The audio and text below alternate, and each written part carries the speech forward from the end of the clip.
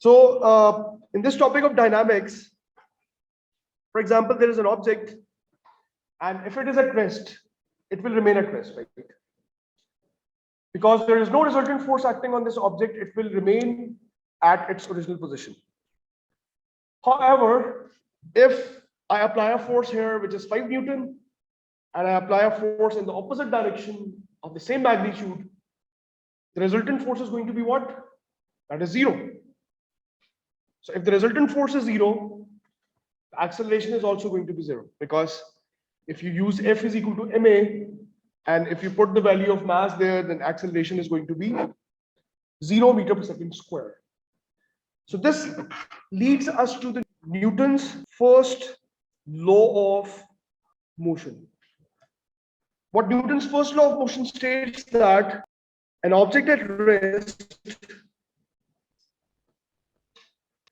will remain at rest, and an object in motion will continue in motion at a constant speed. Why we are talking about constant speed? Because there is no acceleration, and when the acceleration is 0, the speed is constant, right? In motion at a constant speed in a straight line in the absence of a resultant force. And this Newton's first law implies what? This first law implies that all matter has an inbuilt tendency to resist changes in its motion. If it is at rest, it will remain at rest. If it is in motion, it will keep doing what it was doing, right? So all matter has this inbuilt tendency. First law implies that all matter has an inbuilt tendency to resist any change in its state of rest or uniform motion. We call this property inertia. You would have heard this word before. We call this inertia, and you should know that inertia is the property common to all matter. This property is common to all matter.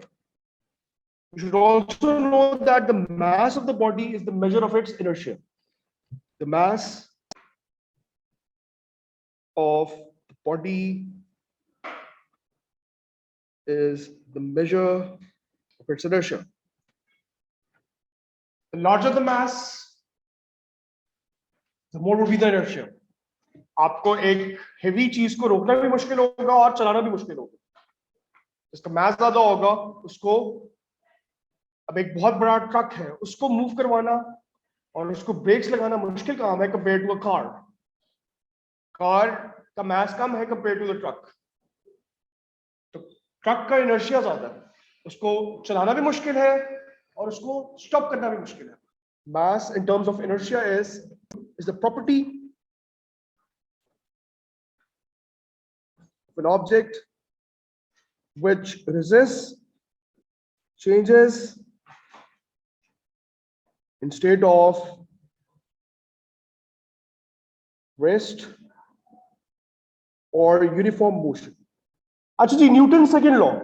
Newton's second law की definition I will elaborate in terms of momentum, but before that I just want to tell you कि होता क्या है. For example, Newton's second law. You should know that the resultant force is measured in newtons, right? And you should know that F is equal to ma. That, for example, we have this object here. This was 25 Newton. This was 10 Newton, for example. The mass was 2 kilograms. We can apply the equation F is equal to ma to find the acceleration, which is what? You subtract the forces to get the resultant force, and the mass is 2 and the acceleration is a. You get what? You get 15 over 2 is equal to a, which is 7.5 meter per second square. This states what? That for a body of constant mass, its acceleration is proportional to the resultant force. Okay, this is the statement here that what Newton's second law tells us, that for a body of constant mass, its acceleration is directly proportional to the resultant force. And remember here that the direction of acceleration is always in the direction of the resultant force, because they are both are vectors. So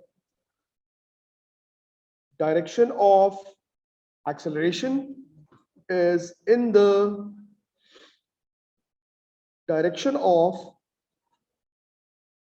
the resultant force. But this is not the definition that you're going to write in the AS physics examination. You will write the definition in terms of momentum, and we are going to move towards that now, right? Because that is what actually elaborating this concept. We'll see that. What is momentum? You would have heard this word very often in everyday language, right? उसका momentum बहुत है, mass का momentum बहुत गया, ये बहुत है, ठीक है? Stuff like that. For example, there is an object of mass m, and the object is moving with a velocity v. Mass is m. The momentum of this object is, in fact, what? It is the product of the mass and velocity. We write it with small p here. P, small p stands for momentum, and we have mv. The momentum is what? It is the product of the mass and the velocity. And you should know that it is a vector. अगर आपसे वो कहेगा कि linear momentum को define करें, तो आप क्या करेंगे?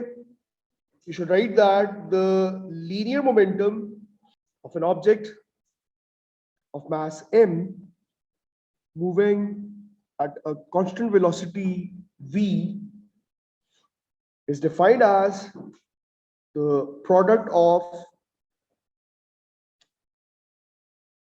its mass and velocity. And I've already told you that since it's a vector, it has the same direction as that of the velocity. ठीक है जी, is that clear? तो अगर ये p mv की इक्वल है, तो मुझे बताएं इसके SI यूनिट्स क्या होंगे? SI units of momentum are, this is the mass is in kilograms, the velocity is in meter per second, and we get what we get, the SI units as kg ms minus 1. There's another way to write these in terms of Newton. We have here kg meter per second. Can we write it like this?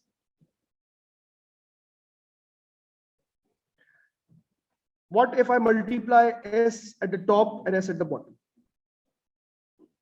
I can do that. S over s is 1. Doesn't matter. Now this becomes kg ms square into s. ठीक है, मैंने s के साथ multiply हो गया, s square बन गया. And this becomes, what is this? It is mass into acceleration, which is Newton. So this becomes Newton second. So there's another way to write this, and you can see that, you'll see that later on as well as we proceed, that the units are kg meter per second, and they can be written as Newton seconds. अभी तक तो हम सिर्फ बात कर रहे थे Newton second law के बारे में, अब उसको हम डिफाइन मोमेंटम की टर्म्स में कैसे करें? We have a mass m. The initial velocity of this mass is u. U is the initial velocity of this mass.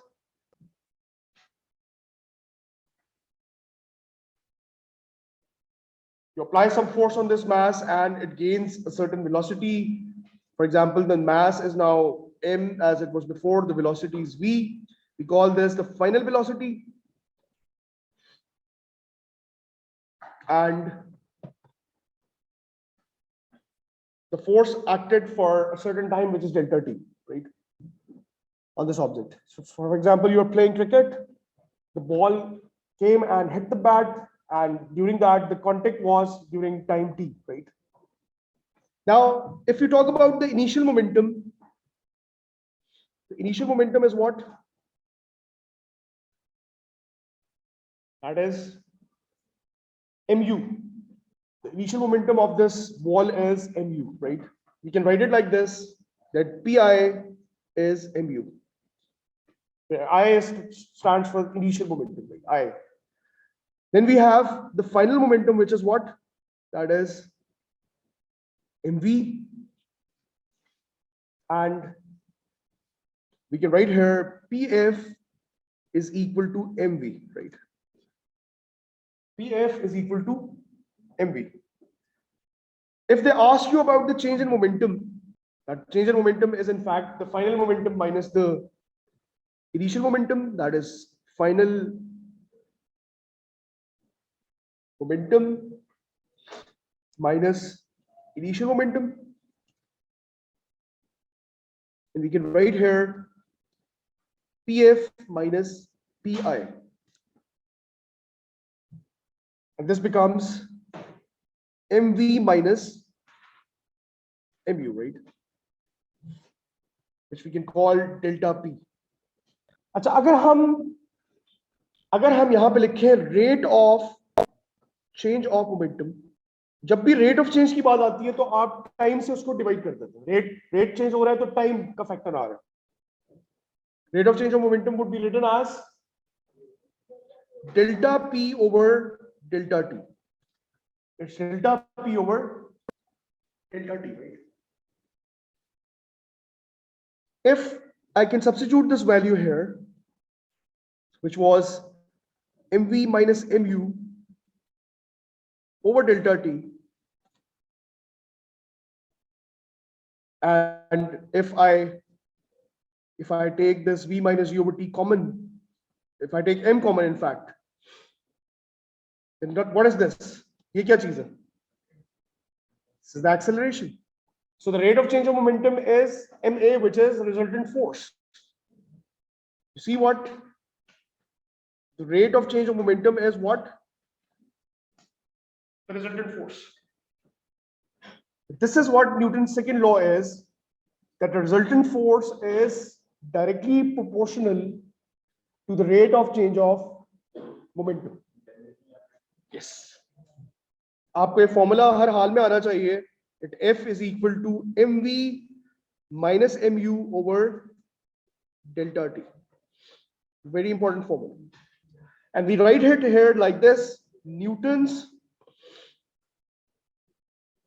second law, that the resultant force is directly proportional to the rate of change of momentum. We can write here F is proportional to mv minus mu over delta t, and this becomes F is equal to k times mv minus mu over delta t. Let's say k is just a whole number 1. If k is equal to 1, then we have F is equal to mv minus mu over delta t as the formula for the resultant force. A snooker ball has a mass of 200 grams. It hits the cushion of a snooker table and rebounds along its original path. The ball arrives at the cushion with a speed of 14 and then leaves it with a speed of 7. The ball and the cushion are in contact for a time of 0.60 seconds. What is the average force exerted on the ball by the cushion? This is from November 19, paper 1. What you'll do is, if you consider here, this is the snooker, and the snooker ball has a mass of 200 grams. This ball is going here. This ball is going to strike the snooker table. It's going to rebound. The initial speed was 14. That is positive. I said that you have to take one positive, the other one negative. It gets rebound. This is -7 meter per second. Now you know that very well that F is equal to mv minus mu over delta t. And what you can do is you can take m common and this becomes v minus u over delta t. You just put in the values. You have m as 200, you convert it into kilograms. That is 200 over 1000. And the final velocity is -7. Initial velocity was 14 over the time of contact is 0.6. The answer here comes -7 Newton. The question is, what is the average force exerted on the ball by the cushion? This is the force that the ball exerts on the cushion. So the force exerted by the cushion on the ball would be +7. And physics works. कुछ और आपको इससे related questions नजर आएंगे, वो मैं आपको करवाता हूं अभी. उसका इतना ज्यादा बुक्स के अंदर इलैबोरेट नहीं किया हुआ, but there are a lot of questions which are there. So let's see that concept. You know this very well that, as I've already discussed, that F is equal to mv minus u over delta t. We can write it like this: F is equal to delta mv over delta t. I have written this delta mv as delta p. मैं उसको पूरा delta p कह रहा हूं. अच्छा, इसकी analogy basically आती है कैलकुलस से, जो आपके उस पे वो नहीं पूछेगा आपसे, एएस में नहीं पूछेगा, लेकिन जिन्होंने एडवांस पढ़ा हुआ है उनको थोड़ा सा आइडिया ये है कि ये dmv by dt है. कि अगर आपके पास एक चीज कांस्टेंट है, जैसे मास कांस्टेंट है, तो उसके साथ उसका rate of change of velocity multiply होगा m into delta v over delta t, right? m into delta v over delta t. जैसे मास इनटू एक्सेलरेशन होता है, तो we can write it like this, right?